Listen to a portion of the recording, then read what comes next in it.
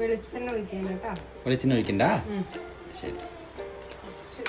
അധികം കുറച്ച് നല്ലോണം വേണം? കുറച്ചധികം അധികം വേണം. മൺചട്ടി ഉണ്ടാക്കിയതാണല്ലേ ടേസ്റ്റ്? മൺചട്ടി ഉണ്ടാക്കുമ്പോൾ കുറച്ച് ടേസ്റ്റ് കൂടും. നമ്മൾ സ്റ്റീൽ പാത്രത്തിലും ഉണ്ടാക്കാം, പക്ഷെ മൺചട്ടിയിൽ ഉണ്ടാക്കുന്ന ടേസ്റ്റ് അത് വേറെ തന്നെയാണ്. ഇന്ന് എൻ്റെ കൂടെ ഉള്ളത് സാധാരണ അമ്മയിലുണ്ടാവുക.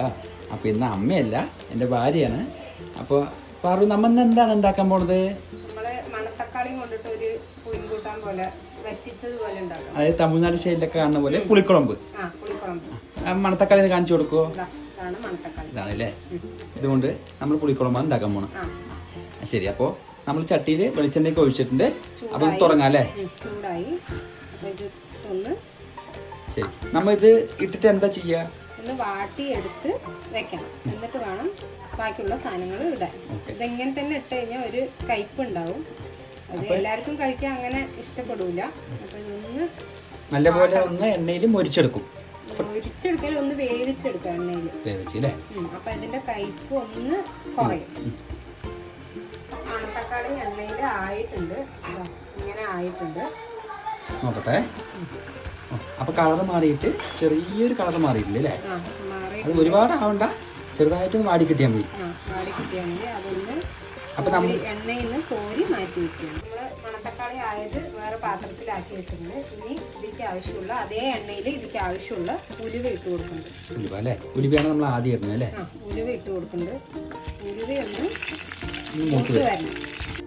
ഉലുവ ചുവന്നിട്ടുണ്ട്. ഇതിൽ നമുക്ക് വെളുത്തുള്ളി ഇട്ട് കൊടുക്കാം. ഇത് വെളുത്തുള്ളിയും ചെറിയ ഉള്ളിയുമാണ് ഇട്ട് കൊടുക്കുന്നത് അല്ലേ?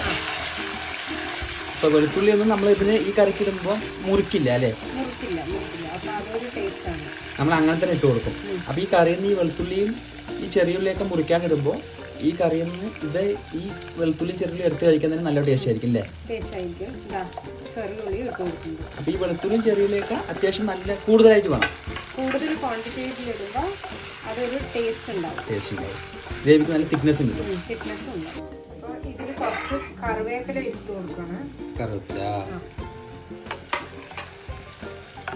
ഏകദേശം ഒക്കെ വാടി തുടങ്ങിയിട്ടുണ്ട് അല്ലേ? വാടിയിട്ടുണ്ട്, പക്ഷെ കുറച്ചും കൂടി ഇരിക്കട്ടെ. ഇതിലേക്ക് വേണ്ട തക്കാളി ഒരു 2 എണ്ണം അരിഞ്ഞത് ഇട്ട് കൊടുക്കുന്നുണ്ട്. 2 എണ്ണം. പിന്നെ കുറച്ച് കല്ലുപ്പ് വേണ്ടത് അതിട്ട് കൊടുത്തു അല്ലേ? അത് ഇട്ട് കൊടുക്കും.